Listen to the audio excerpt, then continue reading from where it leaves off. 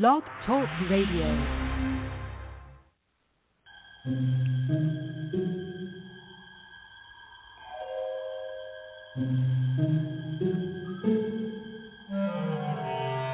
Archangels, ghosts, and Bigfoot, oh my.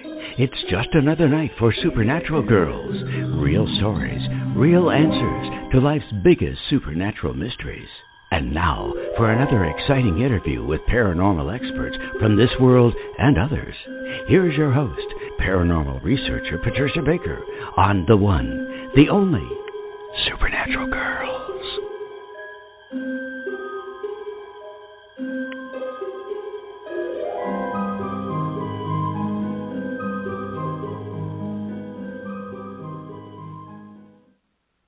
Welcome, everyone, to another exciting episode of Supernatural Girls Radio.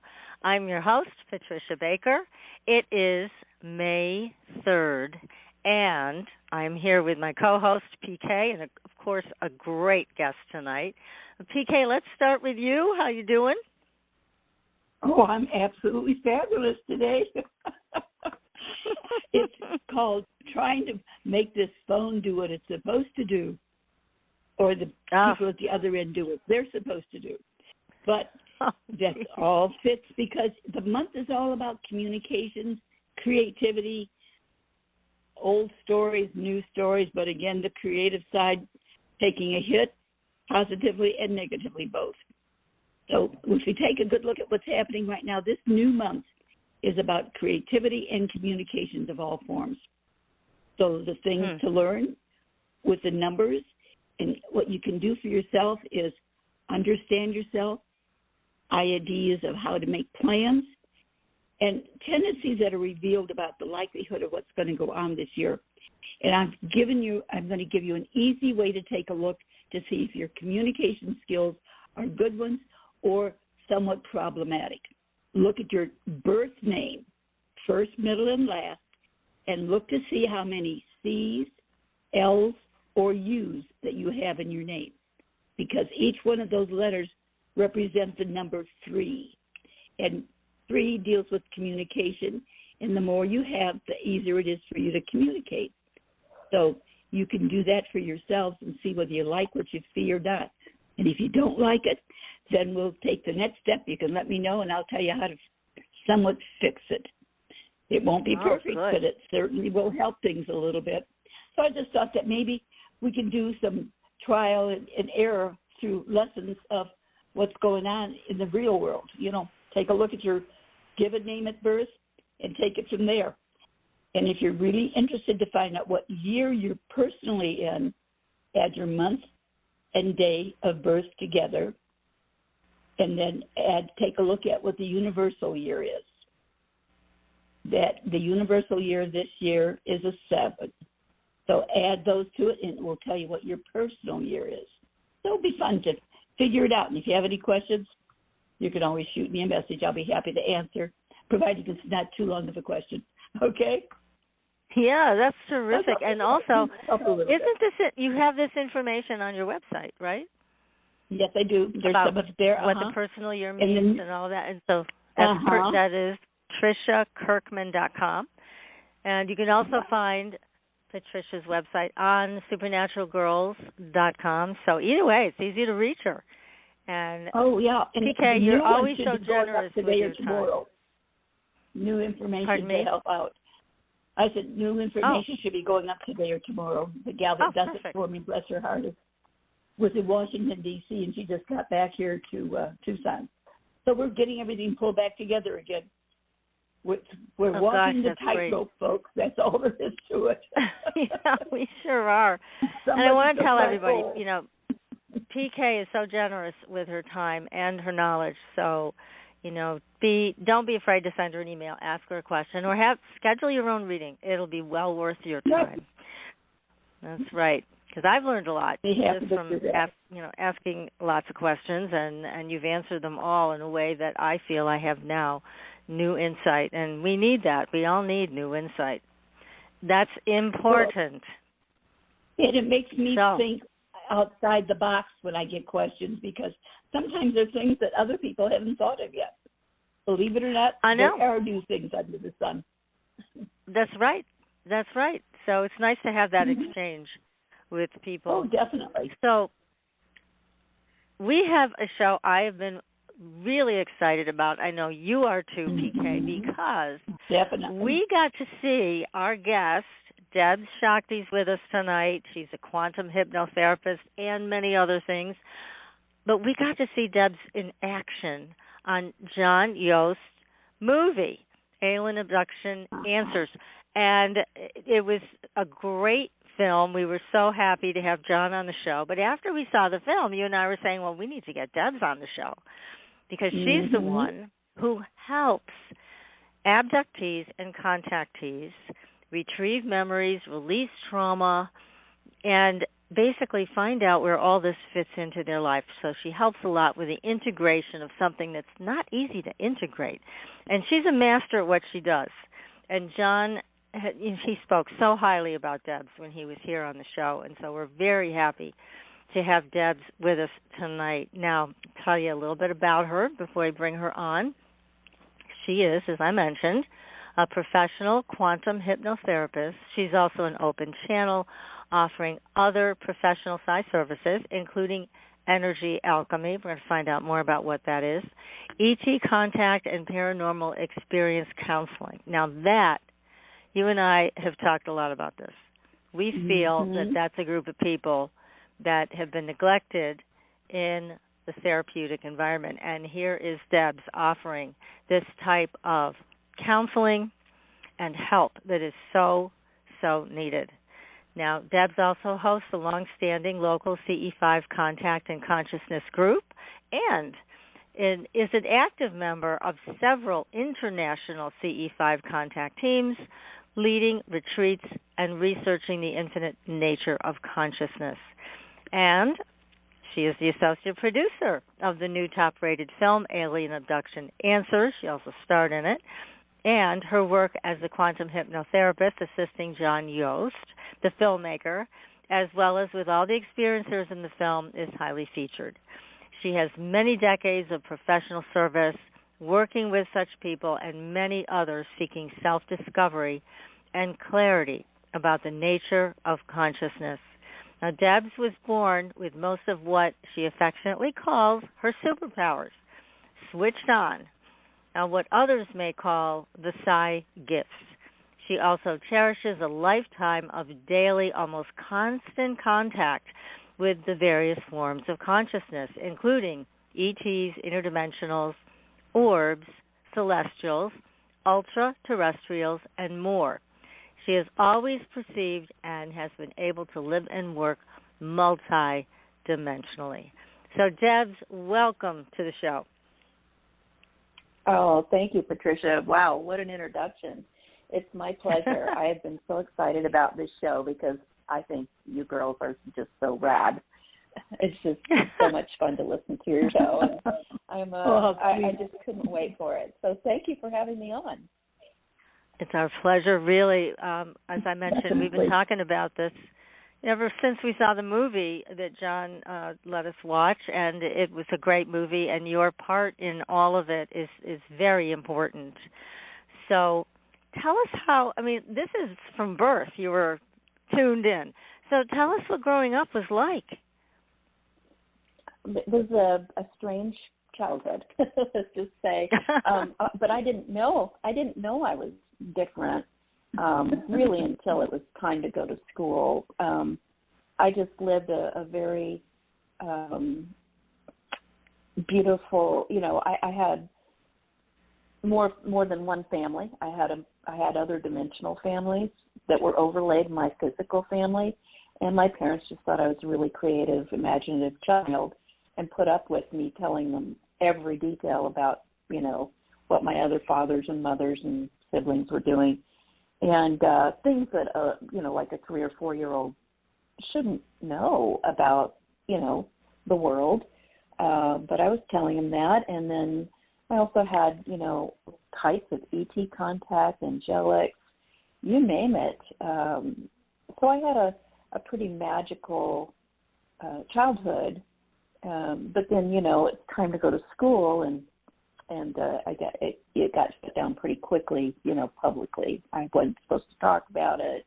I didn't understand, and so it was interesting. I always thought everyone saw and perceived the way I do, and then I realized most people don't, and it made me feel sad, but it also made me feel like really weird, so I tried to fit in a lot, and but I was very introverted, had a very deep internal life, but it was a fun childhood.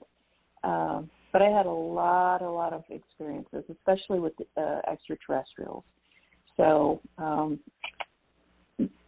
there's just so much to talk about. I can't even tell you. But well, let me ask you a question. When you talk about your experiences with ETs, has this been the type of experience where you were physically taken up in a ship, brought to another location, or are these mostly mental contacts? How would you describe it? Yes, all of it. I now have a name for what I experienced as a child. A great friend and the other really wonderful person who served as our expert on the film, Whitley Strieber, coined the term the secret school. And so as a child, often was taken onto what I perceived as a craft, I don't know, and shown many things, and there were lots of other children there. It was quite enjoyable, actually, but there were things that they showed us, about possibilities that would happen to our Earth if we didn't start turning things around. So from a very early age, that really impacted me. From a very early age, I became an eco-activist, and have always been for the planet, always a nature person. I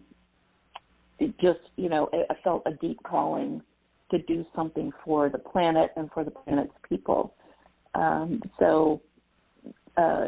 Taken up in crafts, taken to different, homelands, I guess, is what I want to say. I can't really say, because the older I get, the more broad it becomes. It doesn't become narrower and more clear. I truly believe the experiences that we have in our ET contact experiences are kind of crafted. They're kind of custom crafted for the person.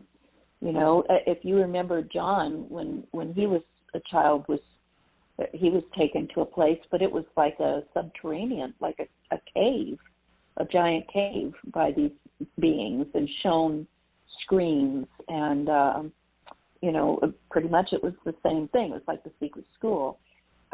For me, it was more of a spacecraft type environment a lot of the times, but also different, what one would call planets or dimensions, or just I call them different homes. But you weren't afraid either. I was a tiny child. No, I never had a scary experience. Because a lot of people have scary experiences, as you well know. And even with John, with his how they kind of manipulated his mind a bit to think he was seeing this action figure rather than who was really there. And they do that a lot. So, but it sounds like you had a much more straightforward experience with them. It sounds a lot better. Yeah, I mean, everyone has a different experience, and what I found as a therapist to these people and a sounding board, a friend, is just that it depends on where you are in your evolvement and where you are, what kind of past experiences and indoctrinations and belief systems you're carrying around in your noggin, as to how that becomes condensed and translated to your memories. And that some of that, I think, is a safeguard so that you're not terrified, because it's so different often than what you're used to, especially as a child. So they use things that, again, what he calls these screen memories or screen images, whereas John saw, some cartoon character that he really liked on TV, in place of what he really saw, which we saw in his quantum hypnosis session on the film. For me, my very first experience when I was a tiny child, I was maybe 3. I thought I saw monkeys in the tree outside my window trying to get me to come outside and play. Now, at age 3, I told my mother there were space monkeys outside my tree and they wanted me to come out and play. And she thought I was dreaming. And I know that at that time I didn't know anything about space. And if I knew anything about monkeys, it was probably from seeing a picture in the Encyclopedia Britannica that we had. I don't think I'd even been to the San Diego Zoo by that time. I was too little. So how did those 2 words come together in my mind to describe what I was seeing and what I now know were pretty typical grays, outside my window? It's fascinating, but everybody sees different things. As I got older, most of the time I saw giant owls, or what I thought were giant owls, but they're not owls. They're just, I was comfortable with that image. So, but now I see them for what they really are, and I think it's cool. But, I think that's kind of a survival mechanism of the psyche. I don't know that the ETs do it. I wonder if it's our own inner, our subconscious mind doing that to protect us, kind of give us a buffer from something that might be too unusual, right? Yeah, because we're always looking for reference points. So Absolutely. There aren't any. There aren't any for these. But I will tell you a funny story that we heard from one of our guests. And it was about a lady who was having this contact experience here on Earth, and all of a sudden the mind, whatever they were doing to try to make it so she couldn't see them for who they were, it fell apart. And so all of a sudden she's seeing what they look like, and she said they were in a panic. And they just kept saying in my head, she said, I just kept hearing over and over, owl, owl, owl. So they were, isn't that hilarious? So they were, that scream image. Yeah, they're trying to get that image of the owl back in her head. We thought that was hilarious. But that is hilarious. So I think they do this, but this lady actually must have been a lot like you, kept her wits about her, didn't freak out, but she caught them, basically, in the act of doing that. Mind impression, yeah, love it. Yeah. I tell you, every time I think I've heard it all, I get another great story. I have the most fascinating life of anybody I know, because every day I get to work with these folks, and every day I hear something new and unusual, and also every day I get to hopefully leave people feeling a little better than when we first started talking. And some people they're not afraid or anything when they come to me. They just want to remember more, or they're more curious about if there's anything else that's locked away in there about it. And I also just work with people on anything. I've worked as a broad spectrum therapist for many, many decades. So, it wasn't just this at first. And really just the last, 5 to 7 years, it seems to be funneling down to almost like this is what I do now. And it's fascinating. It's amazing that there are that many people who have these. And I tend to postulate that we all have them. We all have them. We just don't remember them. I think every human has them, because, I work with the nature of quantum physics, the quantum universe, which says that there are infinite universes, infinite versions of Earth, infinite versions of you in these infinite universes, and they're all happening at once forever in one spot. So really it's what you're tuned into by virtue of your vibrational state as to what you're perceiving. i.e., what you're focused on feeling, what your most focused thoughts are about, what your construct for yourself is in your mind. And so I truly believe, we all interact with them. And here's something that keeps coming out in the sessions and in the channeling that I do with the star teachers. They just say all of it's us. It's just all us on different layers of reality, talking to ourselves. Interesting. So how's that for a mind bender? Yeah, that makes my mind expand.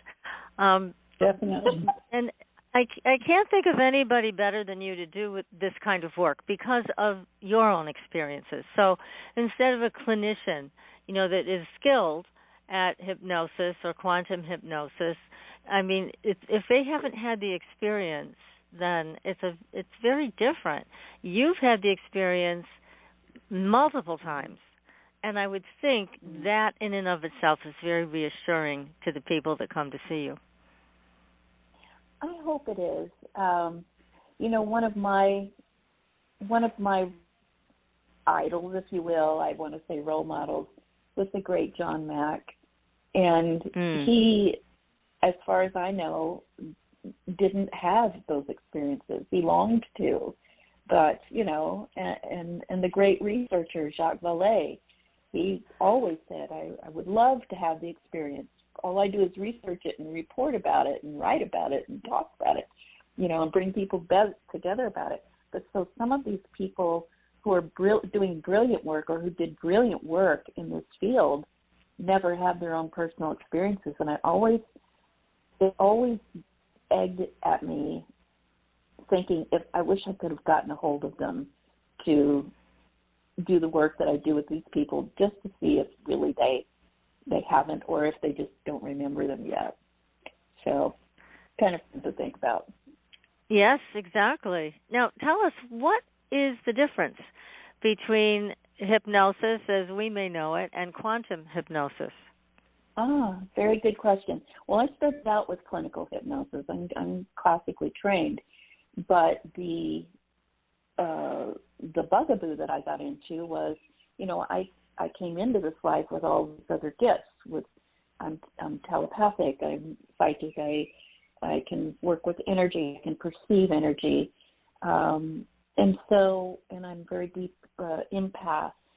And so it was really hard to not put that into my work when I was first coming up in the world, because, at the time, I don't know what it's like now, but in a clinical setting, you have to stick to a pretty rigid structure and rules for how you proceed with a client.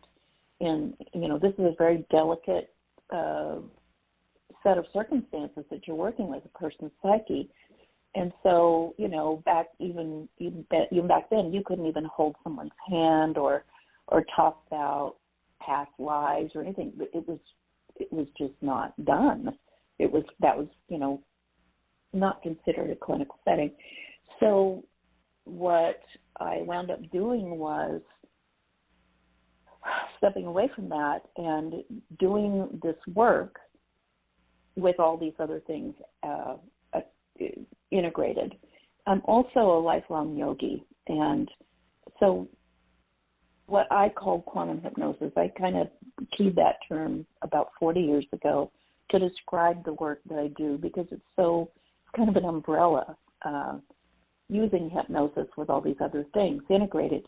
The way that I help people go, I think, way deeper and more expanded into the infinite realm of consciousness is to have them do some homework and practice before we have the session and then during the session. And you saw that in the film.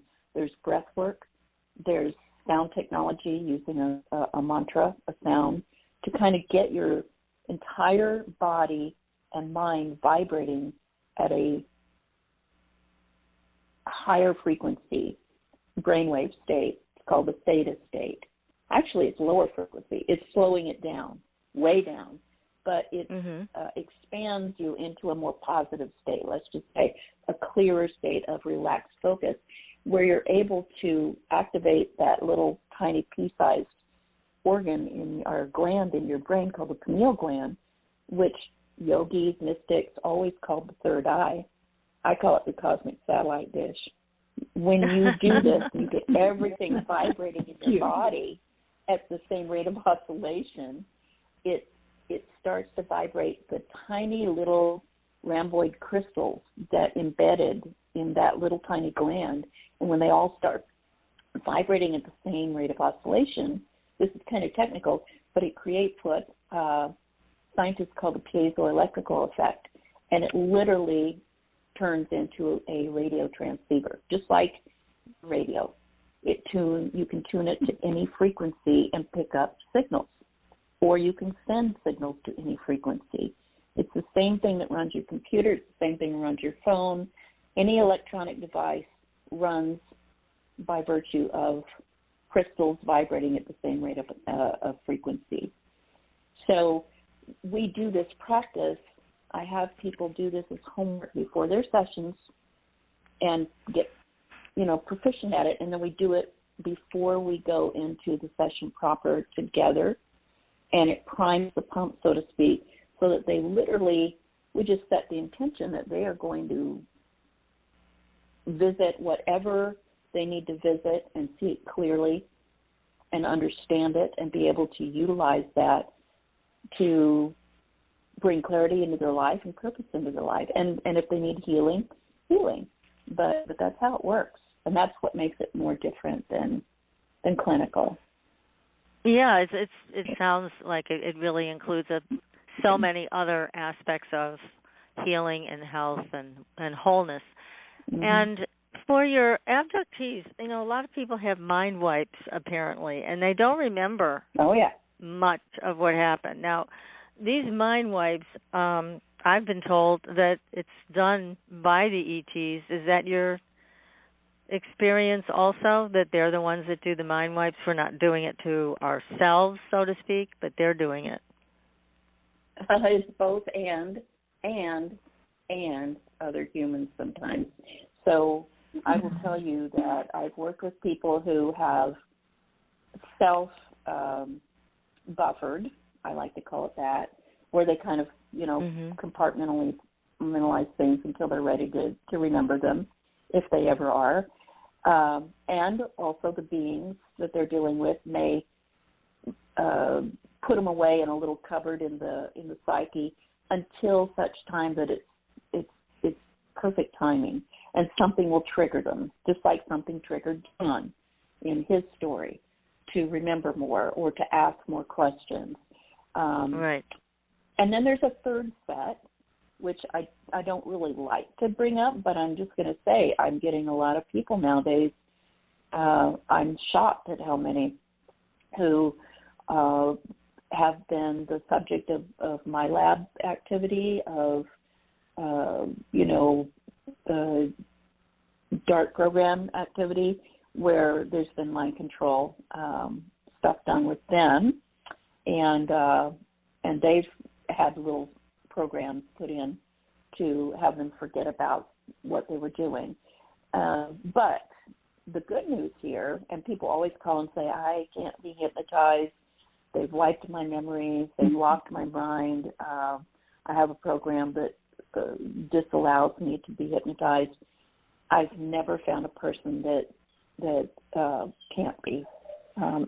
It's a natural function of our own consciousness. We go in and out of self-hypnosis hundreds of times a day, and we don't even recognize that we do. If you're daydreaming, that's self-hypnosis. If you're in a flow state, you're getting stuff done and you lose track of time, lose track of what your body is doing, like maybe you skip your lunch and don't realize it till it's late, or you lose track of the environment around you, like you get so lost in a good book that you don't hear the fire alarm going on.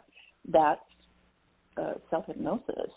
And we go in and out of that all the time. So it's not true that you cannot be hypnotized. It's a natural state of consciousness.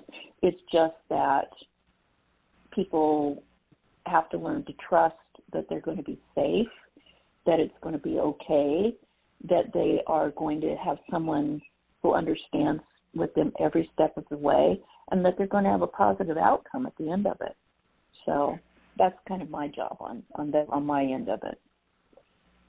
That's a lot. I mean, that's you do a lot with these people because it is so difficult to integrate, and plus for many people it's a terrifying experience, and then on top of it there's a problem with remembering it.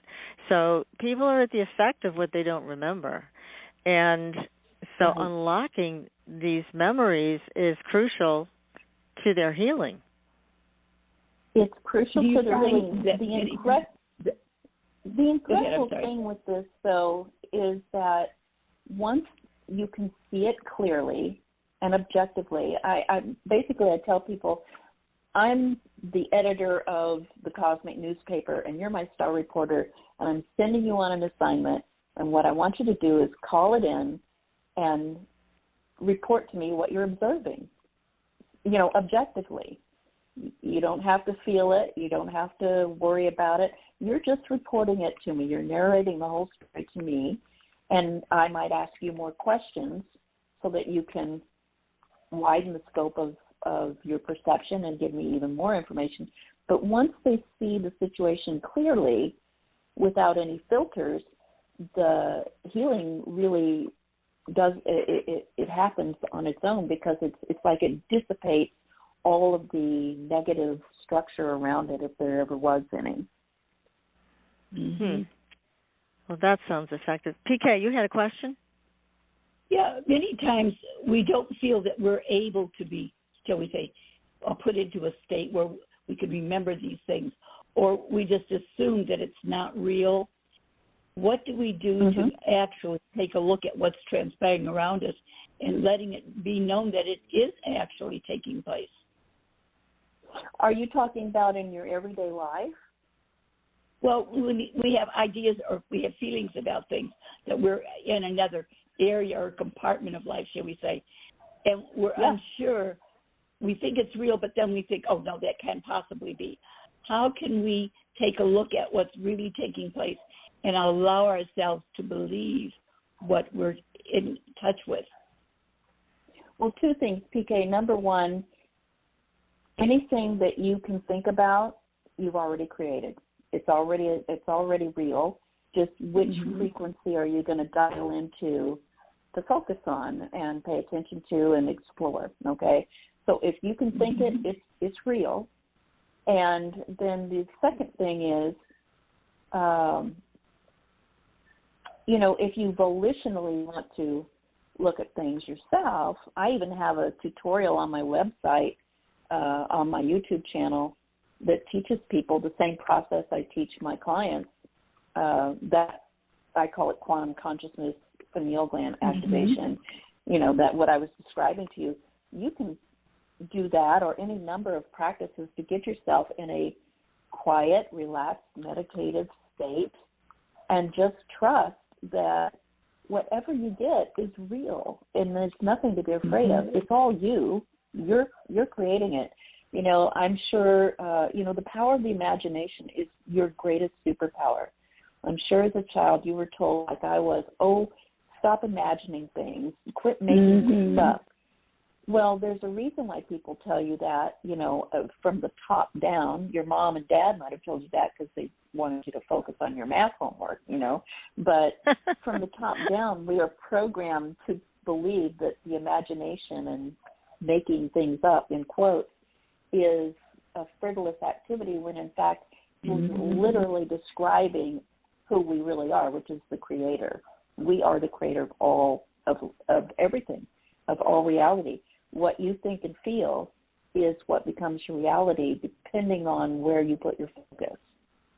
So what my job is to get people to, number one, feel relaxed enough to kind of scan the infinite realities and, instantly pick the right one to go look at objectively and report back to me what they're observing.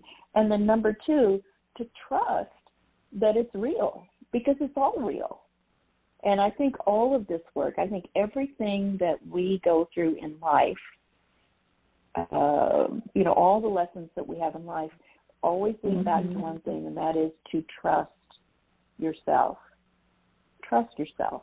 You are infinitely wise, and most people don't trust themselves.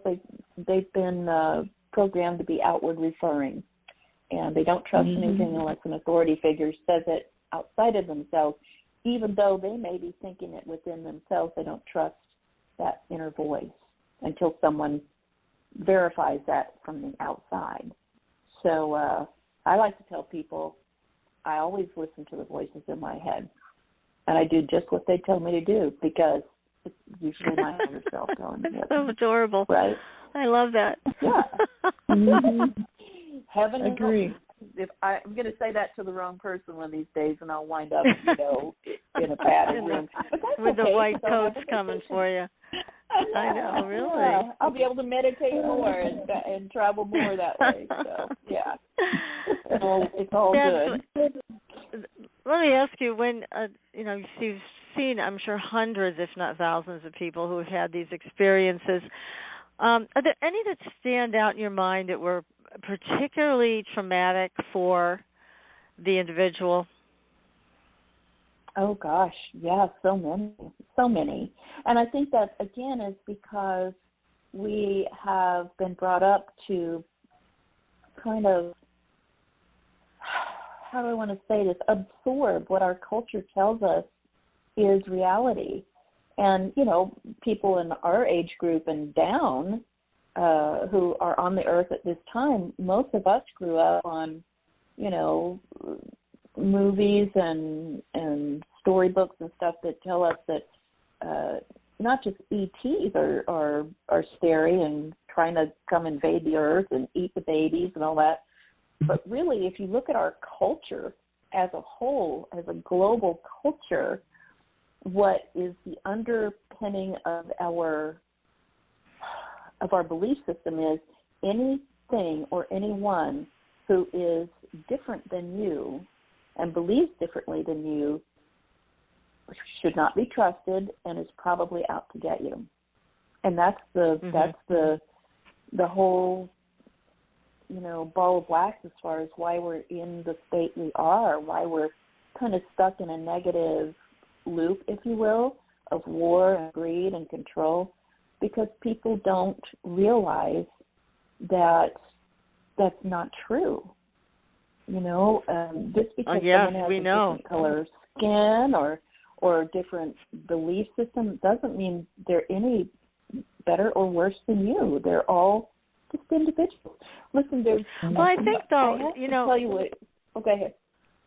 I think we've gotten beyond that for the most part in terms of skin color and other things. Not that there's still some issues. However, what I think we've talked about on the show quite a bit and how we personally feel is we are appalled at how many are just into whatever the authority says. The media, the government, known liars, all of them. And we are just shocked. How can these people even consider taking what these institutions run by corporations, what they have to say at face value? This is a head shaker for us. I mean, PK and I talk about this all the time. But I see it, and I think I see it pretty clearly, at least from my perspective. For me, what I see is humans have evolved over, millennia to survive. And one of the survival mechanisms is to conserve energy, okay? So conservation of energy is a good thing, right? You don't want to just keep going until you wear yourself out. You have to replenish your cells with nourishment and sleep and water and all that. But conservation of energy now means taking the easiest route. And often the easiest route is not the best because there's no learning there.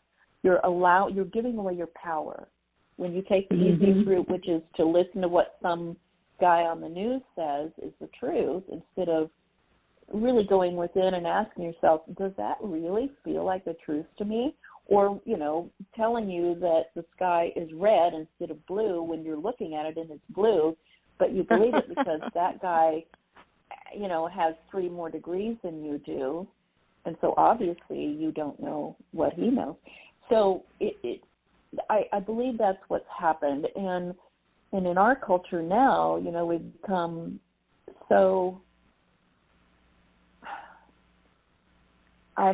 acclimated to everything being fast. We have fast food, we have drive-through banking, we have the internet where you can get information, whether it's good or not, instantaneously. But everything is fast. People want to keep moving, and they want to not have to do the work, right? So I think that's where your head shaker's coming from.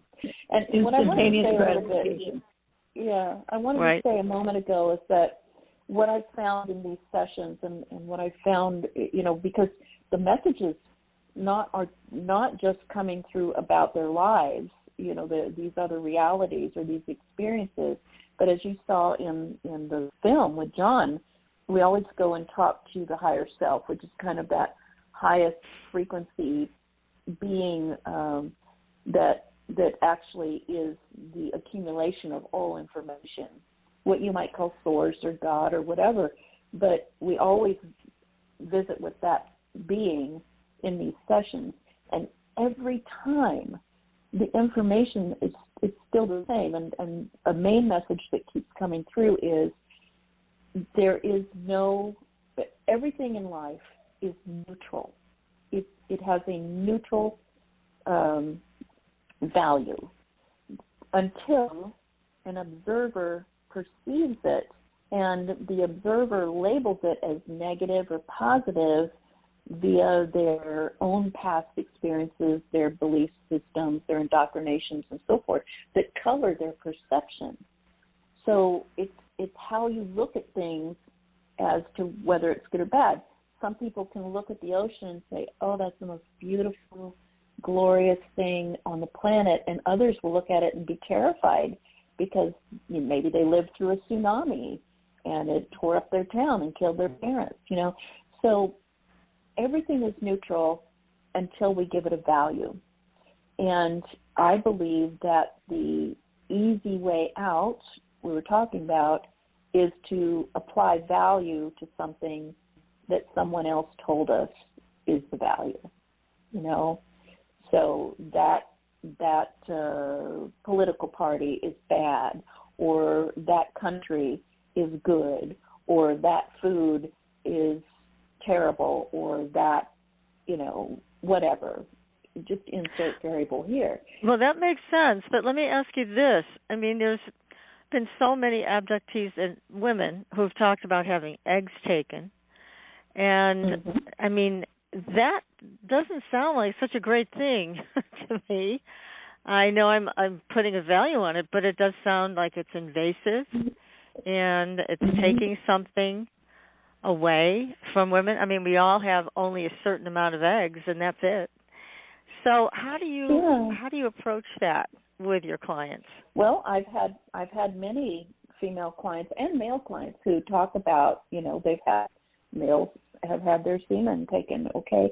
So, but when we go into the experience for real through quantum hypnosis, and they literally are living it again with no filters on to a person, they have reported, I signed up for this because these are my relatives, and some of them need volunteers to do this so that they can revive their race in that frequency with the DNA, or because we're part of a scientific co-op and we're all doing the experimentation and this is our piece of the experiment.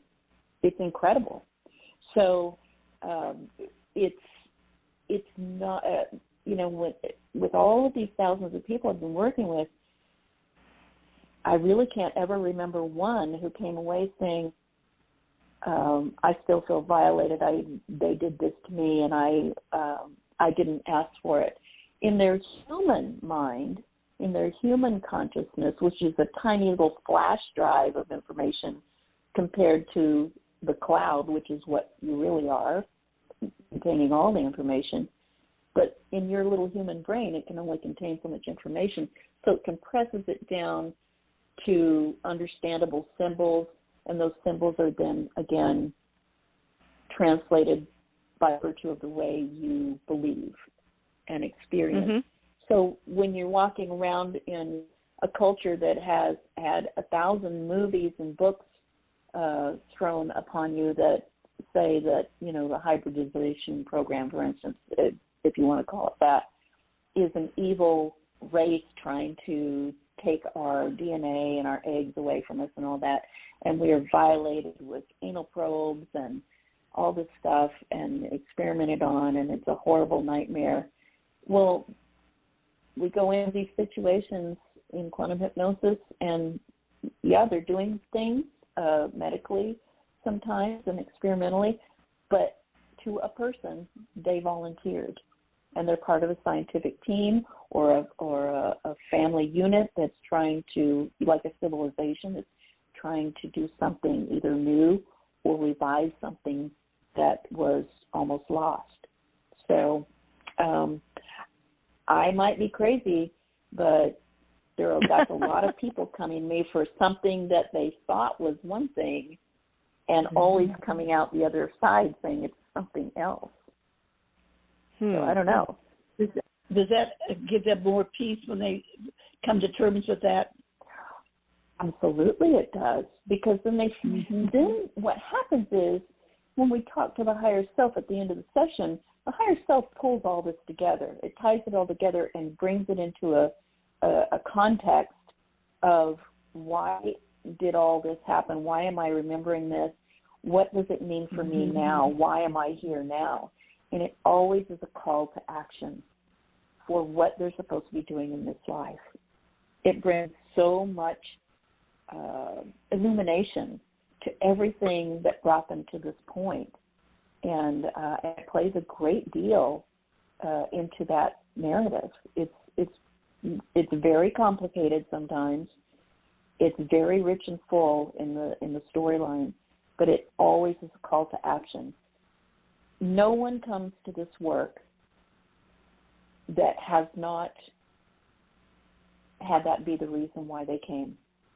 They want to remember something, or they want to heal something, or they want to understand something, but at the end of it, they realize, oh, wow, I have a purpose here that I didn't realize I had, and I better get cracking, just like John did in the movie.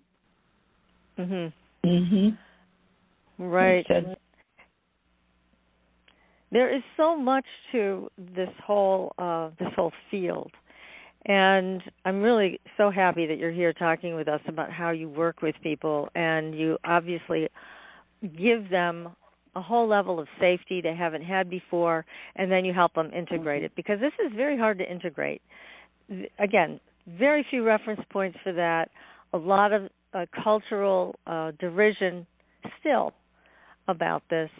So you offer such safety in coming to terms with what they've experienced, and then also taking them to the next step where they get a real understanding of their piece of this, of why they're involved in this. I mean, you're offering the whole package to people who have really been, in my opinion, neglected and really need help. So congratulations. Well, you're filling a great need here. I try my best. I have great compassion for all beings, and I have great love for people, and I hate to see suffering, especially needless suffering. Listen, sometimes some of the things that we find out are our real purpose, they may not be a walk in the park. They may be very difficult and very challenging, but they're the most fulfilling thing. You know, when you realize who you really are and what you're about, it gives you courage and strength to keep going. I keep going back to John in this film, or to Whitley Strieber himself, who went through horrific, things. He did. He still has questions about it, but look at these two people. They literally went from, doing other things in their lives and having, regular kind of lives with this in the background, and suddenly they go into the memory of it, and they get that call to action, and their whole focus hones in on what they're doing, and it has to do with bringing these messages out to the world. And nothing will stop them. I have never seen anyone get so caught on fire as I have John Yost in the last few years. That's terrific. And make so many positive changes. The man literally has transformed himself in every level. And what's funny is when he finally did have that session, the main takeaway was, his reason for wanting to do it was because he'd lied his whole life about it to cover it up, because he was kind of imprinted by his dad, when the first thing happened, and his anger about it. And he said, don't ever talk about that again. So he lied his whole life about that. And now the man can't even tell a little white lie. Heaven help him when his new baby granddaughter grows up a few years from now and says, Peepaw, is Santa Claus real? What's he going to do? He literally, he's like, I can't even tell. Time to pass the microphone. Yeah. Yeah, it hurts so bad to even tell a little fib like that. That's funny. When his wife walks in and says, honey, does this dress make my butt look big? Bite your lip and walk out of the room. Which she would never do that because she's a gorgeous woman and doesn't have the reason to say that. But, that's what I'm saying. Funny. How we do that in our lives, we think it's okay, and we make up that it's okay to tell these little white fibs to save someone's feelings and so forth. But really, it's all lying, isn't it? And so they're very strict about that with him. He cannot tell a lie, ever. That's interesting. Debz, let me ask you about the fact that you are into this. I mean, with both feet, sleeves rolled up, you are in the thick of this whole UFO abductee experience. Have you ever had any trouble from the government, shadow government, whoever the hell they are, that usually bother abductees? Have you had any experiences with that? All the time. Oh. And so here's the, if you're talking about Men in Black and Dark Ops and all that stuff, all the time. All that good stuff. What I have found, and what, like, the star teachers who are kind of my ET best friends and work with me, and I channel them a lot, what they've told me is, look, the way you overcome adversity like that and things that might scare you or dissuade you from doing what you know is what you're supposed to do, from doing the good work, is to keep your vibrational state high. So rather than being afraid when I see that big black car pull up and the guy in the black glasses gets out and says, can we give you a ride when I'm out running? And that happened while there was a black Hawk helicopter circling above me.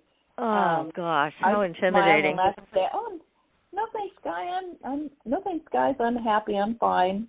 And I just smile and ran behind the car, and they followed me all the way home. This really happened a couple of years ago. I was on the phone with a very high-level person in the contact community at the time who lives in Holland, and she was on the phone with me the whole time. She's like, Debz, are you afraid? I'm like, no, I'm safe, because I'm in a different frequency than them, slightly different, where they can't do anything. So I'm like, I'm just full of love. I send love to people. I laugh a lot. I joke a lot about it. But, I have had technical things happen, to my electronics. I've had, very sure I've had some of my conversations and broadcasts interrupted. And so I just laugh about it and say, oh, well, they're trying their best, but, we'll start over again. But the stuff that,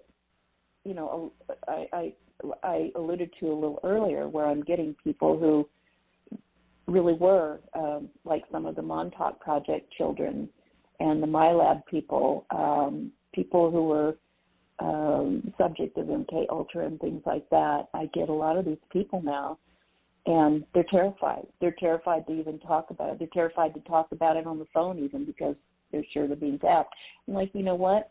They can't hurt you if you're not afraid of them. Stop being afraid. Mm-hmm. You're just as powerful as anyone else. Bring your vibrational state up, and I help them learn how to do that. And a lot of them have really broken free from that paradigm. So, I'm not afraid of anything. So, what are the Men in Black? Do you know? Do you know what the Men in Black are? I don't really know. I just really don't know. Sometimes I think I'm very sure most of them are human, but they may be working with lower vibrational entities or civilizations. It doesn't matter, because they're so low on that vibrational state that again, I work with quantum nature of consciousness. So what we know in quantum physics is two disparate frequencies cannot exist well in the same spot, or at all in the same spot. So if you have somebody who's really low vibration and somebody who's really high vibration, they can repel each other. You can still perceive each other, and you might be able to, do some smoke and mirrors stuff at one another, but if you keep your vibe high, people can't hurt you. So I don't know who they are, and I don't really care. Okay. And how about there's so many ET races, and when you're working with all these folks, you're encountering, I'm sure, many of them. Are there any thoughts that you want to share on the different races?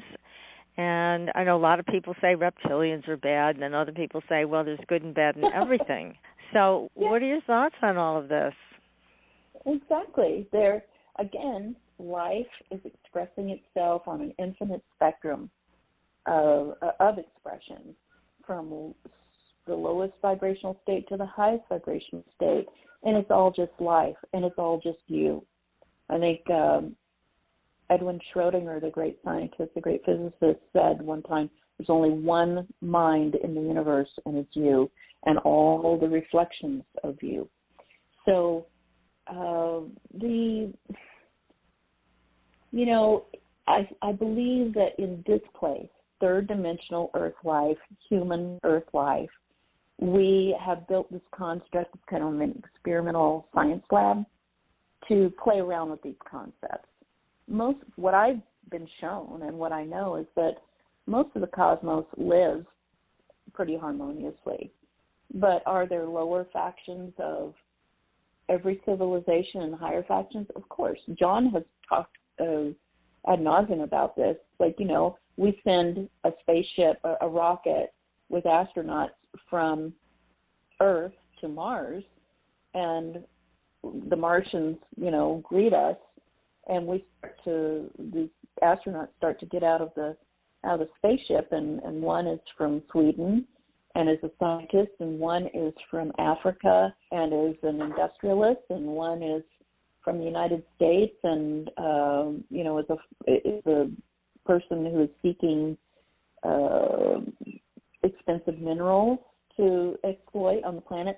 And that's just from one planet in one spaceship, right, in one rocket ship. So how can we say all the reptilians are evil, or they're all healers, or, how can we say that all the grays are this or that? I mean, there are infinite expressions of life, and they're all imbuing all these different civilizations. So, it's just like, you meet 20 people and you're daily walk in your neighborhood, and they're all different, but they're all humans. How do you explain that, So. Right.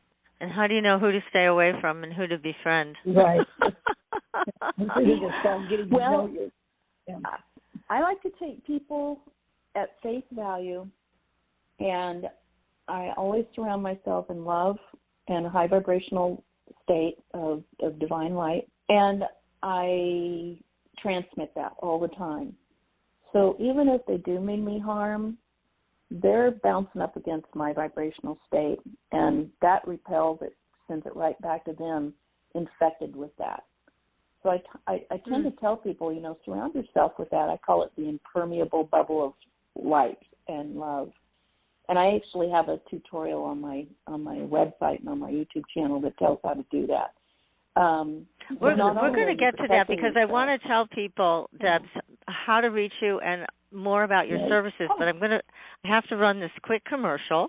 We're going to come back, and then I want to make sure we talk about that. So, and if people are texting me, how do I get in touch with Debz? So we got to make sure we cover that. So hang on, everybody. We are going to just play this commercial, and then we'll be right back. The health benefits of sunlight to our body are well known. Light energizes, light lifts your mood, and light can heal. What if all these benefits were combined into one portable device that you can use in the comfort of your home? The German medical device manufacturer Weber Medical has recently launched the Endolight Band. The Endolight Band looks like a smartwatch, but does so much more. This revolutionary band is equipped with true laser diodes that irradiate the circulating blood via your arteries. Each color provides its own powerful benefits. Red and infrared light deliver energy and regulate your immune system and blood pressure. Yellow is a real mood booster and improves sleep quality. Green impacts oxygen supply, and blue has anti-inflammatory effects. The Endolight Band has 3 programs. Recharge helps you start your day with energy. If you want to unwind and clear your head after a busy day, select Relax. When you need full support, select Recover, activating all diodes at the same time for the full range of effects. Improve your well-being at the touch of a button. 30 minutes per day gives you the advantage, and there are no side effects. Let the Endolight Band bring you a healthier life. Order now at www.wmedicalsystems.com. That's www.wmedicalsystems.com.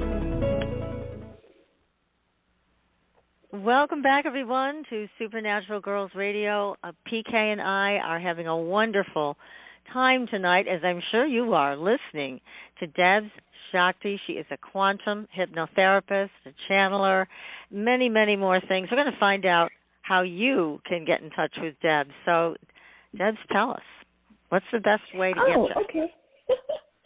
Super easy.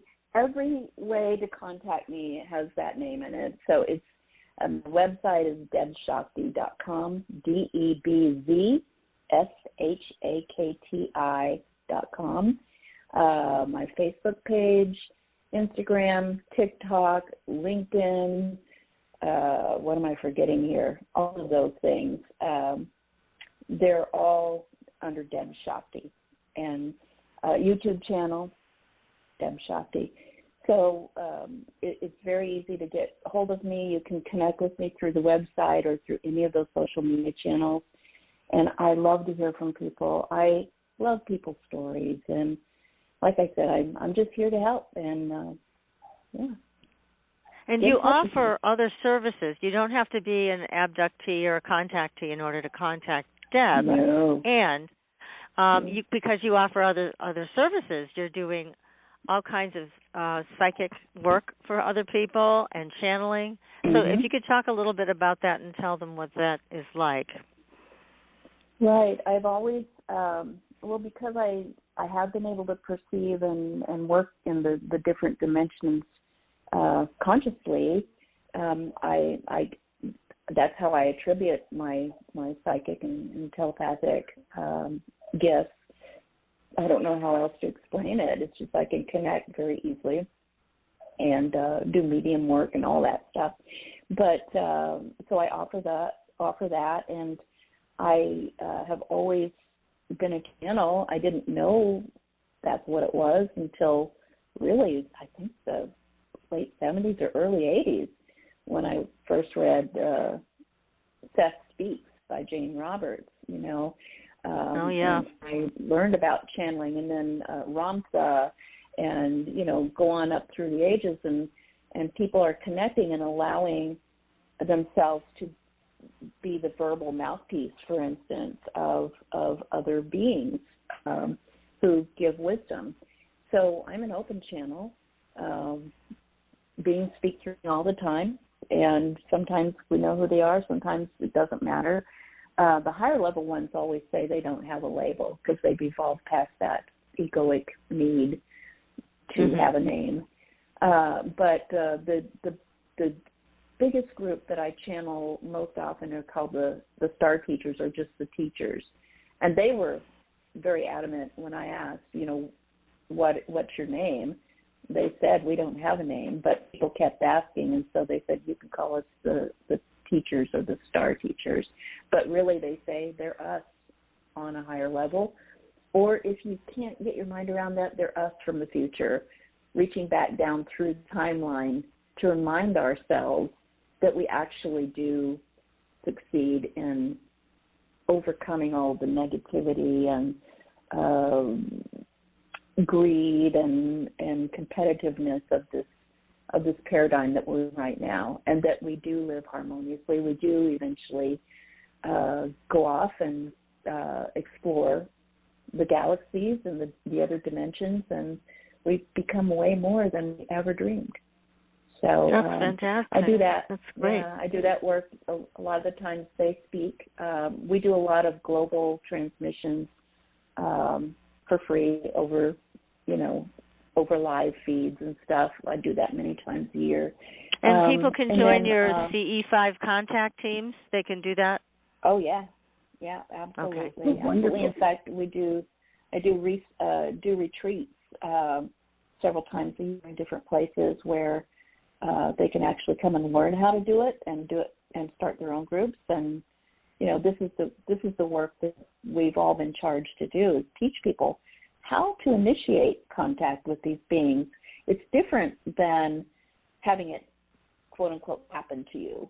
When you ask to meet up or have evidence of this, and you're in a good place in your heart and your mind, it comes. And once the tap's turned on, you have it. You have that connection, and it grows, and it's really wonderful. So that's great. Yeah. Debz, one last question: have you worked with any military people that have been contactees or abductees? Yes, and because of confidentiality purposes, and I'm very strict about that.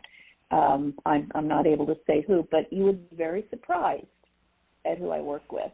I work with a lot of high-level people, and I'm in a lot of high-level research groups with many famous and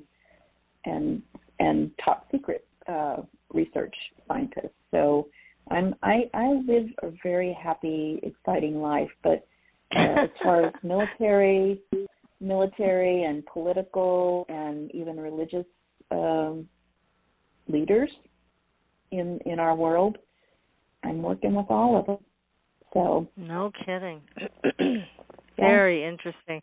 Well, I think you have a lot more pieces of the puzzle than most of us, so that's great. That is really great. Well, thank you, Debz, so much for coming on the show tonight. This has been wonderful. Thank you so much. Very enjoyable. The double P's. I really enjoyed it. I think you gals are so amazing and so much fun. I just love your show, and I'm just very honored and really just very grateful to be given the chance to come on and talk to you. Wow, so thank you very much. Kind. You enjoyed it. Yes, this has been great, Debz. You bring a very refreshing perspective to all of this. So thank you, and we have to have you back to talk about more of this. So we'll be back in touch. And until next week, everybody, when we have another great show, we're bringing a bird communicator on to tell us how to communicate with all kinds of birds, bird magic. So that's next week. And until then, we're going to see you on the Blue Highway. Good night, everyone. Good night. ladies. Thanks for listening. Tune in next week for another radio adventure with Supernatural.